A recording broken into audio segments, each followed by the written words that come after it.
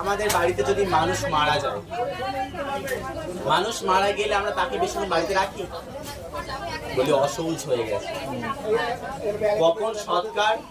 কখন সৎকার করব সেই চিন্তাটা করব, আর চলে গেলে গঙ্গা জল ছেড়ে তার তাহলে একটা মরা মাছ, মরা মাংস এই শরীরে যাচ্ছে, তাহলে এই শরীরটা কিসের সমতুল্য হলো? শ্মশানের সমতুল্য হলো। তাহলে আমার শরীর আর শুদ্ধ থাকলো? শুদ্ধ থাকলো?